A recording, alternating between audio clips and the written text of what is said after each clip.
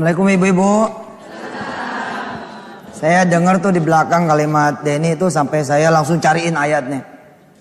Allah tuh seneng sama orang yang ngaku dosa. Namanya i'tiraf ya, dia ngaku dosa gitu. Tapi Allah gak demen juga ngelihat kita tuh putus asa ngelihat dosa kita. Kok kayak mati nih, ini gak boleh deh. Oh gak boleh tuh. Gak boleh, kita mesti bergembira karena Allah ini maha pengampun. Oh berarti saya harusnya gini. Yes, dosa gue banyak. Gitu Tat. Kan gembira Tat. Oh iya. Iya. Anget. Sekarang gini. Sekarang bukan di sini sekarang. Di sini. Oh. Katanya galau. Oh gitu Tat. Nih saya bacain ayatnya nih ya. Apa Tat? Surahnya Az-Zumar pemirsa. Surah Az-Zumar ayatnya. Ini ayat pernah nemenin saya ketika saya pun merasa kecil sama dosa-dosa saya gitu. Kayaknya gak mungkin deh hidup seneng. Gak mungkin deh Allah nerima. Gak mungkin deh kemudian surga kebuka. Tapi ternyata begitu buka Quran jebret gitu. Subhanallah ayatnya cakep banget. Saya bacain ini deh. Iya. A'udzu billahi minasyaitonir rajim. Qul ya ibadiyalladzina asrafu ala anfusihim la taqnatu mir rahmatillah. Innallaha yaghfirudz dzunuba jami'a. Innahu huwal ghafurur rahim. Perhatikan cara Allah memanggil para pendosa. Katakanlah wahai hamba-hambaku. Cakep kan? Udah dosa nih banyak. Tetap Allah bilang apa? Hamba. Ya ibadi. Enggak dibilang kampret sini. Si sontoloyo sini. Enggak kan? Allah nyebutnya apa? Tetap. Ya ibadi. Hamba. Wahai hamba-hambaku. Alladzina asrafu ala anfusihim. Yang udah pada kelewatan sama dirinya. Coba tuh. Yang udah kelewatan, keterlaluan ya. Ukuran kira-kira dosa. Kalau ngeliat muka dia ini kan kayaknya apa sih dosanya kan, muka soleh begini ya kan. Ini mah ceritanya orang yang udah kelewatan Den, masih dipanggil ya ibadi. Apa Allah bilang? La taqnatu mir rahmatillah. Jangan kalian putus asa dari rahmat Allah. Cakep ya. Bahkan kita mendengar cerita waktu Musa dulu. Musa dipanggil sama Allah suruh menghadap pada siapa? Fir'aun. Apa kata Allah? Idhab ila fir'auna innahu tagha. Wahai Musa, pergi deh ke Fir'aun, kasih tahu dia sesungguhnya dia melampaui batas, tapi aku ini maha pengampun. Coba. Allah kan nggak bilang gini sama Musa, udah beres, gue bebesin aja nih. Udah beres, aku bebesin aja itu namanya Fir'aun. Enggak. Allah tetap menyuruh Musa datang ke Fir'aun. Cakep. Ya jangan putus asa deh. Iya. Insya Allah dah. Insya Allah ada ampunan ya Tat. Putus cinta sama putus asa, bahayaan putus apa? Bahayaan putus tali celana Tat. Ya, kalau kita kelihatan kan malu Bu. Bahayaan. Putus cinta itu dibanding sama putus asa nggak seberapanya Bu, dibanding putus rem. Ya ilah kenapa jadi ke mobil Tat. Putus cinta putus asa, bahayaan putus asa Tat. Agak aneh ceritanya, ini lari ke salah satu daerah di Jawa Timur. Ya. Tiba-tiba di depan saya itu ada mobil truk. Tulisannya tuh mantep banget. Putus cinta itu biasa. Putus asa itu baru luar biasa. Putus rem mati kita. Saya juga pernah baca tuh Tat di belakang truk. Apa itu? Senyumanmu adalah tangisan dompetku. Iya Tat. Jadi mungkin supir truk itu pernah ketemu cewek cakep. Ceweknya senyum, dompetnya nangis. Mahal jajaninnya kayaknya. Gitu Tat. Tapi dosa juga ada tingkatan-tingkatannya Tat. Gini aja lah pokoknya. Kalau udah di hadapan Allah Maya, udah insya Allah lah. Allah ampunin itu. Insya Allah. Amin. Ini ada terusannya deh ayat yang tadi deh. Yang mana Tat? Ayat yang tadi saya bacain, ini ada terusannya. Ya. Innallaha yaghfirudz dzunuba jami'a. Sesungguhnya Allah mengampuni semua dosa. Innahu huwal ghafurur rahim. Sesungguhnya Allah ini Maha Pengampun lagi Maha Penyayang. Amin. Mudah-mudahan kita termasuk orang-orang yang dapat ampunan dari Allah. Amin, Ustaz. amin. Kita masih akan ngobrol-ngobrol lagi. Siap. Jangan kemana-mana, tetap di chatting dengan YM. Selama wujud kita masih manusia, kita pasti pernah buat salah. Betul nggak Bu? yang akhirnya kita dapat dosa. Ustadz, ini pengen nanya nih Tat, ada dua sisi mata uang. Maksudnya gini, ada orang yang banyak dosa, hidupnya sempit banget. Mau apa-apa susah, anaknya kenapa-napa lah, istrinya gak punya apa-apa, tinggal di kontrakan, pokoknya hidupnya sempit. Ada lagi orang yang senang berbuat dosa, tapi malah lancar, bergelimpahan, bener gak Bu? Bisnisnya lancar. Padahal dia nggak ngapa-ngapain dan dosanya lancar. Ya emang pertama kita jangan ngiri ya Bu ya. Pertama jangan ngiri sama rezeki orang, itu pertama. Jadi orang jangan sampai naik, kita kemudian jadi susah. Belum tentu juga dia punya dosa kan. Bisa jadi juga dia orang yang bertobat lalu rezekinya banyak. Bisa jadi. Tapi umpama kata ada orang yang berdosa banyak, tapi dia punya rezeki makin banyak, sesungguhnya dia lagi diadab sama Allah.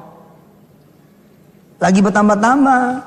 Contoh, orang jatuh gedebruk dengan utang 30 juta, sama jatuh gedebruk dengan utang 30 miliar, sakitan mana? Sakit yang 30 miliar. Sebenarnya diulur nih sama Allah nih. Dia dapat proyek nih, ukuran bangsa 30 juta. Ya, tapi proyeknya boleh berdosa. Dia setor dulu perempuan, dia setor dulu duit, dapat 30 juta. Allah nggak langsung tiban nih. Harusnya kan langsung ditiban nih, cabret gitu. Ternyata mau Allah ulur. Allah ulur jadi 60 juta. Jadi 600 juta.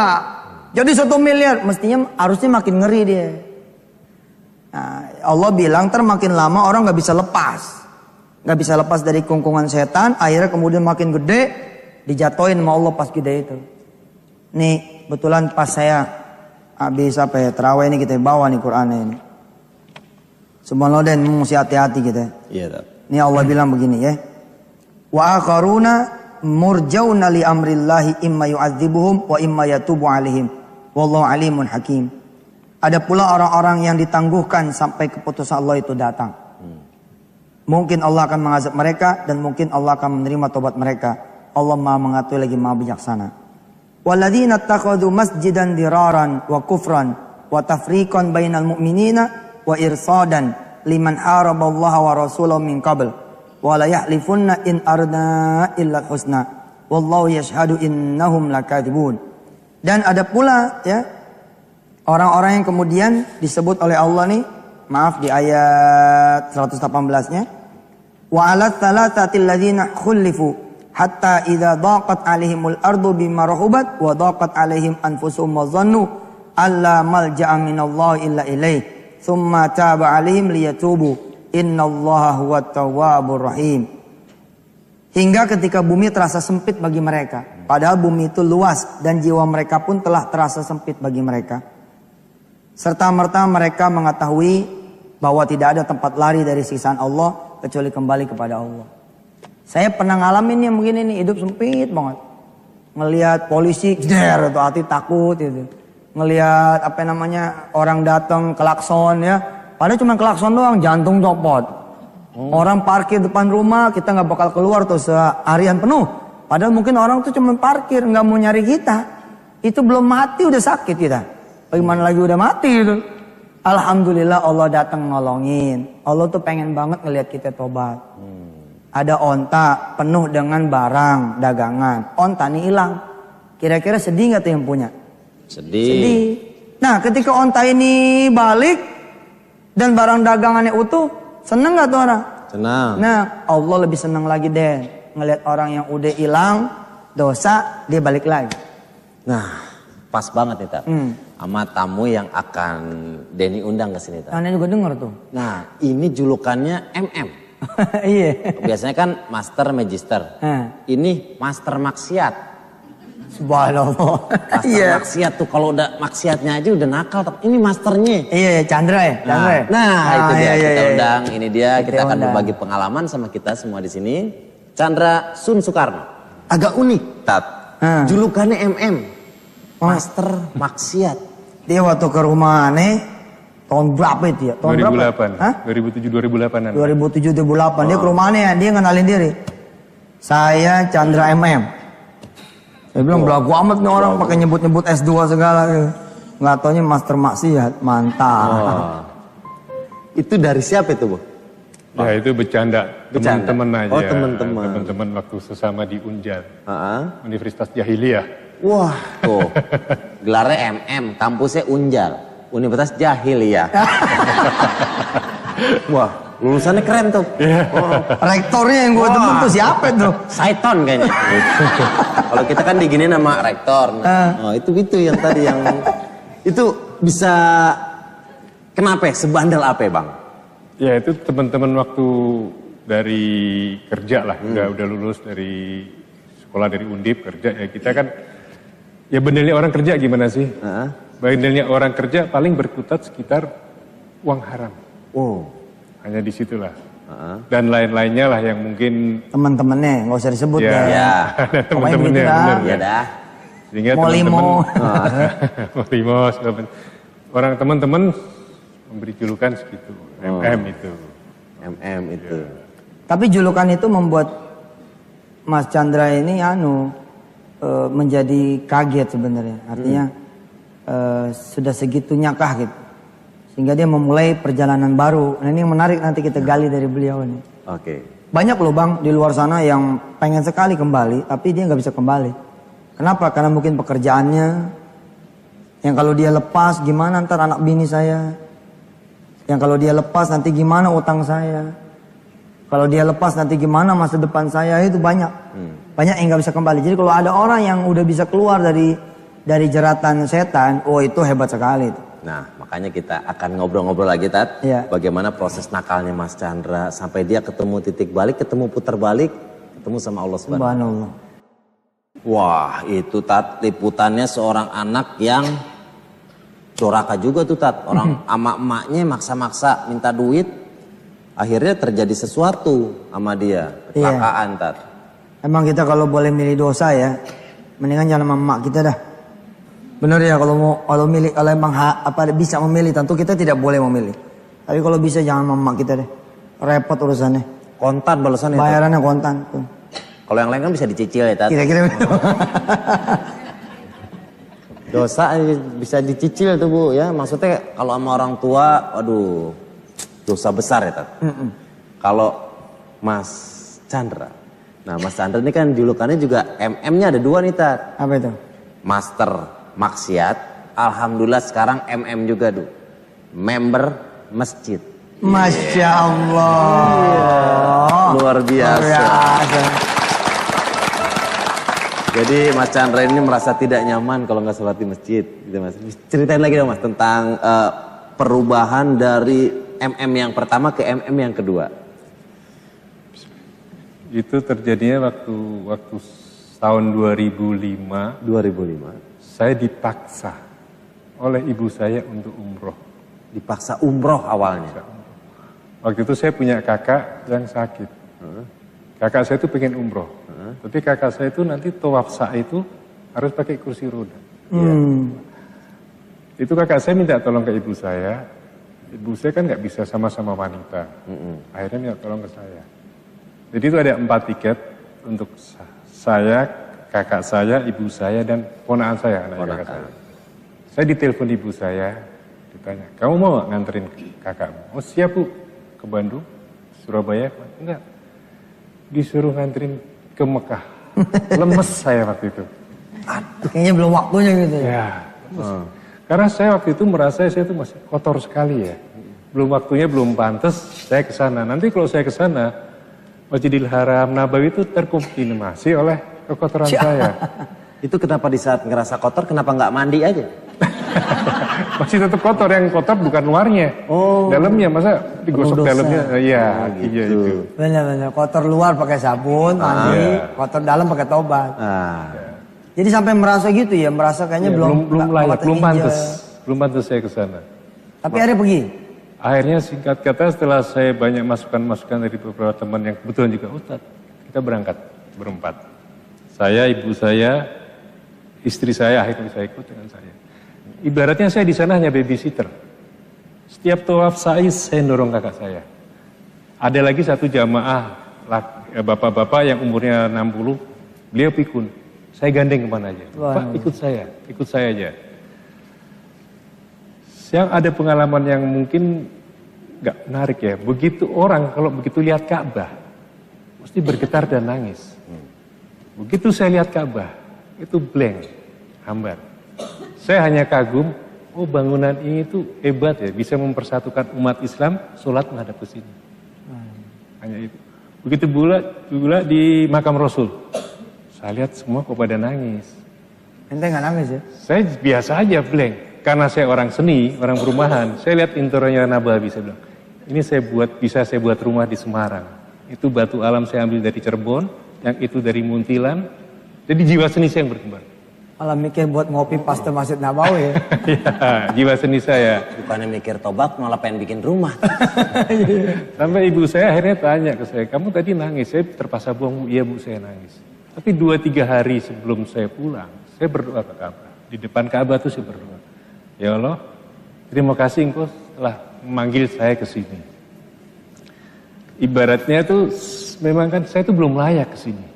Karena saya masih penuh hina, kotor, dan lain sebagainya. Benar seperti yang dugaan saya dulu, saya belum layak ke sini. Itu buktinya dengan Mekah Madinah tidak bisa menerima saya. Saya punya perasaan hambar. Cuma ada kata-kata yang saya memohon sama Allah. Ya Allah tolong beri saya waktu, kesempatan dan kesehatan. Sehingga saya bisa layak ke sini lagi. Memang saya mungkin masih outsider sekarang. Itu 2-3 kali saya lakukan, terus kita pulang. Oh tapi ada keinginan sempat terucap doa pengen balik lagi ke situ dalam keadaan siap. Dengan keadaan layak dan diterima oleh Mekah dan Madinah. Sulis Katanya lagi bangun sekolah ya? Bener, punya sekolah ya Sulis ya? Iya betul, alhamdulillah Ustadz Yusuf. Jadi emang di samping juga Sulis sibuk karir nyanyi, Sulis juga konsen sama pendidikan ibu-ibu buat anak-anak sih terutama Ustadz. Jadi itu sekolahnya untuk playgroup dan TK dan temanya alam. Oh temanya alam, maksudnya? Temanya itu alam, jadi sekolahnya itu di lahan yang luas, di alam, jadi ada binatang-binatang. Mah, kurangnya itu aja. Apaan? Belum punya suami. Doain Bu, ada yang masih punya Mohon bujangan Bu? doanya, Ibu. Boleh? Kirim SMS isi nomornya. Iya. Kita doain Lis, insya Allah. Amin. Amin. Mudah-mudahan Mohon maju. doanya, Segera mohon. menikah ya. Amin ya Rabbal Dengan jodoh yang Alamin. soleh, yang hafiz Quran. Amin insya Allah mudah-mudahan. Kita mau ngobrol sama Pak Chandra lagi. Siap. Julukannya kan tadi Master of Maksiat dan Member of Masjid. Nah, tadi tinggal dikit lagi tuh di saat ketemu titik baliknya, berjanji pengen ke sana lagi dalam keadaan yang siap. Akhirnya sampai ke sana. Alhamdulillah tahun 2008 dengan kesadaran sendiri saya menunaikan ibadah haji. Dan lihat Ka'bah sudah bisa menangis. Lihat Alhamdulillah. Ka'bah udah bisa nangis, Ustaz. Amin. Nah disitulah awal semuanya akhirnya kembali ke jalan Allah gitu. Sebenarnya itu waktu pulang umroh. Waktu pulang umroh itu saya kan punya gambaran, benar kan? Saya itu outsider. Ya, ibaratnya mungkin Allah itu bukan tersinggung ya. Enggak, kamu bukan outsider. Seminggu setelah saya sampai di rumah, 3 hari sampai seminggu, di belakang rumah saya kan ada masjid. Iya. Begitu azan subuh, dada saya itu bergetar. Kaki itu pengennya itu marahin ke tempat suara itu. Mulai 2006 awal. Iya. Alhamdulillah sampai sekarang. Sampai sekarang. Sekarang kerjaannya apa? Kerjaannya ya yang nggak gengsi lah, nggak prestisius. Yang LPJ-nya nanti gampang. Ke Allah tuh gampang. LPJ itu. Tahu nggak LPJ? Laporan pertanggungjawaban. Oh iya. Saya kan anak organisasi tadi. Saya kan Kirain mau ketua. laporan gas. Kalau dulu kan saya bergerak di perproyekan lah. Iya. Perproyekan. Sekarang? Kalau perproyekan kan LPJ-nya ribet. Mulai dari tender segala macam nanti ribet. Sekarang ya saya karena basic saya perumahan suka-suka desain rumah, jual beli mobil, kos-kosan. Jadi kalau Allah nanya, lu nyari duitnya gimana? Beli mobil 10 perak, saya salonin, saya dandanin, saya jual 12 rupiah. Udah selesai, centang gitu aja. Nggak ribet gitu LPJ-nya. Ya. Tapi nggak gengsi itu, nggak Nyari prestisius. rezeki yang LPJ-nya Gampang. gampang, iya. Laporannya Benar. Benar-benar itu. Saya gampang juga sih. Ditanya sama Allah gitu kan. Iya. Gimana Suf rezekinya? Alhamdulillah besek banyak kan. Tentengan itu bagus. Ada ceramah ya. tentengan, ceramah. Oke. Tapi benar-benar ini inspiring buat saya. Inspiring. Malam ini nih nyari yang LPJ-nya simple. Jadi pertanyaannya nggak banyak. Benar, karena orang sekarang nggak takut ditanya, bener Bu. Orang tuh kayaknya nggak takut banget sama Allah tuh. Bahwa dia bakal ketemu Allah tuh Nggak pada takut, bukan nggak percaya loh. Orang tuh percaya loh. Orang percaya dia mati, orang percaya nanti dia dibangkitin, orang percaya nanti dia bakal ditanya. Cuman orang udah hilang takutnya, karena mungkin udah apa ya, keasikan kali ya. Memang alhamdulillah Pak Chandra doain tuh yang lain. Amin. Doain saya juga Denny biar kembali ya, kita kembali ke jalan Allah. Ya. Enggak, saya sih pegangan sama tangan Ustadz. Ustadz kembali ya saya kan ngikut. Amin. Lah kita belum tentu loh, Bu. Kan yang tahu cuma Allah juga ya. Iya. Nah, seperti apanya. Subhanallah. Ibu, mungkin ada yang mau nanya, silakan Bu. Ya, silakan. Bu. Assalamualaikum warahmatullahi wabarakatuh. Waalaikumsalam. Majelis Taklim Anissa, Pesanggerahan Jakarta Selatan, pimpinan Ibu Lisdoni. Mau tanya Ustadz, teman saya curhat kepada saya bahwa suaminya itu sering mabuk, pulang pagi, sudah dikasih tahu istrinya juga enggak sadar-sadar, istrinya juga sudah berdoa, beberapa kali malah kena musibah, 2 kali dia kecelakaan, tapi tetap juga dia tidak bertobat gitu Ustadz. Bagaimana cara memberikan nasihat terhadap dia? Makasih Ustaz. Ya memang perjalanan doa ini ya mesti bukan perjalanan sehari 2 hari sih Bu. Saya yakin Pak Chandra bisa begini gitu ya, juga bukan karena doa yang sehari 2 hari dari seorang ibu gitu. Pasti doa yang terus menerus itu. Ada kalanya ibunya udah meninggal. Lalu di umur 77 misalkan orang ini meninggal dunia, tapi sebelum meninggal jadi ahli masjid, jadi apa, rupanya doanya baru berbuah setahun sebelum dia meninggal. Jadi yang penting para pemirsa ya yang suaminya barangkali seperti itu, mabok, malas sholat, doain aja terus. Doain ya terus sampai kemudian Allah mengetok palunya dan dia kembali ke jalan Allah. Saya bisa begini juga, Masya Allah, doa ibu saya. Amin. Ya doa ibu saya gitu ya, dia tiada henti mendoakan sampai saya kembali ke Allah Subhanahu Wa Taala, betul. Ya siapalah kita gitu ya yang bisa membuat diri kita juga sadar sendiri kan enggak.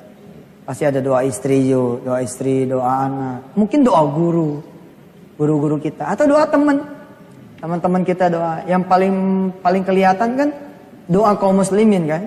Orang-orang Islam kan kalau doa gimana? Allahumma ighfir lil muslimina wal muslimat wal mu'minina wal mu'minat. Didoain semua. Saya pernah ketemu satu orang, ini sulis, pernah ketemu satu orang penjual es. Badan ini penuh tato. Jual es tapi serem. Tapi mukanya adem. Saya bilang begini, Mas. Dan waktu itu jualannya di depan masjid. Ini kok jualan depan masjid, ini kok tatoan gitu. Ini gimana ceritanya? Ustadz ini tato oleh-oleh lama Ustadz. Sementara masih susah dihilangin. Tapi alhamdulillah Ustadz saya dikasih taubat sama Allah, ditempatkan di sini Ustadz. Ini tempat terbaik buat saya. Gila nggak? Dia bisa bilang tempat terbaik buat saya itu depan masjid. Kenapa? Karena dia sekalian jagain masjid, bersihin masjid dan bisa dagang di depan masjid. Nah yang menarik adalah ketika saya kemudian minum dia punya es, dia ngomong sama saya gini Pak Chandra. Salamin Ustadznya sama semua orang Islam. Saya nanya sama dia, gimana caranya gue nyalamin sama semua orang Islam? Dia ngomong, dapat Ustadz di TV. Oh iya bener saya di TV. Iya udah pintaran ente. Kenapa ente yang nyalamin sama mereka? Bilangin terima kasih udah doain saya. Saya bener-bener nih saya nggak ngomong. Saya bilang gini, emang orang doain ente? Orang kenal juga enggak? Apa kata dia? Doain tat. Kan kalau habis sholat dan di sholat doain saya itu. Doanya apa coba? Assalamualaikum wa ala ibadillah sholihin. Bukan buat kami doang, buat semuanya. Habis sholat juga semua orang Islam doain saya.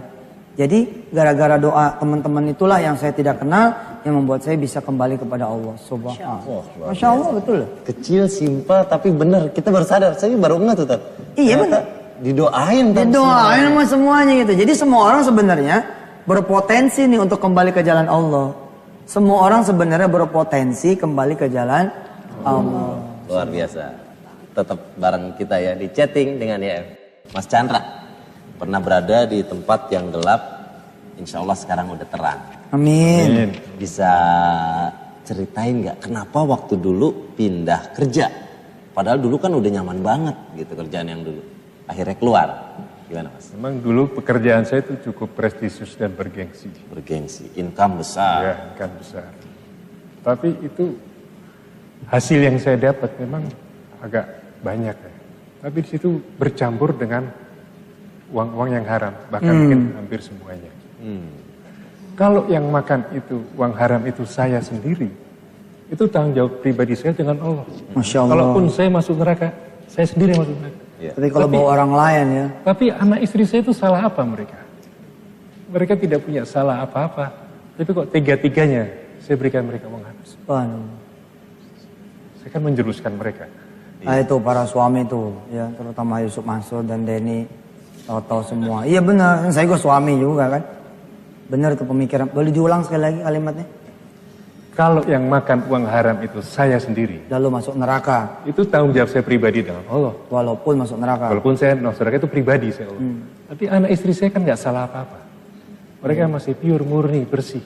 Kok tiga-tiganya saya umpanin mereka dengan uang haram? Subhanallah. Itu yang membuat saya itu, saya sudah puluhan tahun merasa menzolimi anak istri saya. Allah. Apalagi kalau saya lihat anak saya yang masih SD, kerudungnya berantakan, dia belajar ngaji, membaca ayat-ayat suci Al-Quran dengan terbata-bata. Yang setiap malam dan setiap habis sholat mendoakan ayahnya. Subhanallah. Tapi kok tega-tiganya ayahnya membalasnya dengan memberikan uang haram ke dia. Allah. Itu yang membuat saya itu akhirnya hijrah pindah untuk cari yang halal. Mesti sampai jadi ketua KPK mas. Bagus kalimat nih. Nah. Buat mengetuk pintu hati mereka yang para korupsi ya. Tat, kalau mau dengar kisahnya ada Tat. Mas Chandra juga bikin buku ya Mas ya? Insya Allah. Ah iya betul, mana bukunya? Coba. Kisah dari awal tuh Tat, dari gelarnya Master of Maksiat sampai Member of Masjid. Loh, ntar lagi diambil Masjid deh. juga Iya. kalau Master of Maksiat dari Unjal. Unjal. Oh, ini lulusan Unjal waktu Master of Maksiat Universitas Jahiliyah. Nah, Member of Masjid juga lulusan kampus UK. Apa? Universitas Kabah. Ada aja. Ada aja Mana dia teman-temannya bukunya? semua tuh Tat yang ngejulukin Tat. Ini dia bukunya. Subhanallah. Ini dia bukunya pemirsa. The Journey. Ya. Masya Allah, ini dia pemirsa bukunya. Yang berisi tentang perjalanan beliau ya. Iya. Ini buku insya Allah saya hadiahkan buat saya mas. Terima kasih. Salaman dulu. Orang punya dia menghadiahkan buat saya. Iya. Ini mau. Alhamdulillah ini mau udah dapat. iya. Udah ada tanda tangannya Tat. Ini. Mas ya? Udah dapat alhamdulillah. Udah tanganin duluan buat dia nih. Buat Buat Ustaz ada udah siap. Ambil. Oh iya. Tukar. Tukar. Apa makanya? Oh iya. Iya. Enggak apa-apa deh. Apa-apa dah. Ya, sip. Makasih Tat ya. Tat. Tukar Apa ya? Mas Sarung. Bisa dibaca juga itu Tat. Perlu diketahui, ini buku waktu saya ketemu Ustadz 4-5 tahun yang lalu. Setelah kita 2 jam bercerita, sebelum saya pulang, Ustadz bilang, Ji, buat buku Ji. Subhanallah. Bagi saya jauh panggang dari api lah. Oh itu belum jadi buku ya? Belum, baru cerita, Ustadz udah bilang, Ji buat buku Ji. Baru... Ini dia hasilnya. Ini hasilnya. Subhanallah. Ini gambarnya juga gambar ini Tat. Tempat yang gelap menuju ke tempat yang terang. Iya. Habis gelap terbitlah terang. Subhanallah. Ibu tahu aja. Nah, apa Tat yang bisa kita simpulin Tat? Iya, saya kesimpulannya pakai Quran ya. Iya. Kesimpulannya pakai Quran. Ini ayatnya pemirsa pasti hafal semua. Apalagi ibu-ibu nih makanannya nih. Soalnya juga insya Allah hafal nih. Surahnya surah Sabihis. Ya, apa Allah bilang di sini? Qad aflaha man tazakka wa dzakara asma rabbih fasalla. Sungguh berbahagialah orang-orang yang menyucikan dirinya. Lalu dia mengingat Allah Subhanahu wa taala dan kemudian dia sholat. Allah yang bilang bahagia, Pak. Jadi yang bilang kongret itu bukan Yusuf Mansur, Pak. Tapi yang bilang kongret bahwa Pak Chandra kembali, orang-orang pemirsa juga kembali adalah Allah Subhanahu wa taala. Allah membentangkan tangannya. Welcome, subhanallah. Insyaallah mudah-mudahan Mas. Ya, kalau kemarin Mas khawatir, sekarang istri juga gembira, anak gembira. Yang dikhawatirkan dari dari perjalanan kita apa coba? Tidak istiqomah. Oke, sekali lagi alhamdulillah. Ngobrol-ngobrol kita, chatting kita bareng Ustadz Yusuf. Alhamdulillah. Selesai. Terima kasih buat semua yang udah. Tapi saya mau melangin dulu nih. Oh iya. Besok ente kagak pakai kain. Oh iya. Makasih tuh, Tat ya. Iya dah. Nih saya mau mulangin juga nih. Masa sih? Ini buat ente aja. Oh buat saya. Oh makasih. Baik saya mau. Baik saya mau. Makasih buat ibu yang di sini Bu ya. Nah, makasih juga buat Mas Toto, makasih buat Mas Chandra, buat Sulis terima kasih. Sama-sama. Saksikan terus chatting dengan YM setiap hari Senin sampai Jumat. Tiap hari nih Bu, selama bulan puasa jam 9 sampai jam 10. Juga ada tablik akbar. Malam Sabtu. Malam Minggu. Oh malam Minggu ya? Malam Minggu sama malam Senin. Iya. Nah, itu live jam 9 sampai jam setengah 11. Iya. Subuhnya wisata hati jam 5 subuh. Alhamdulillah. Alhamdulillah. Sulis mau ngasih hadiah. Ngasih hadiah buat semua yang ada Buat di sini semua dan yang ada pemirsa di di sini. rumah. Kita permisi dulu. Wassalamualaikum warahmatullahi wabarakatuh. Waalaikumsalam.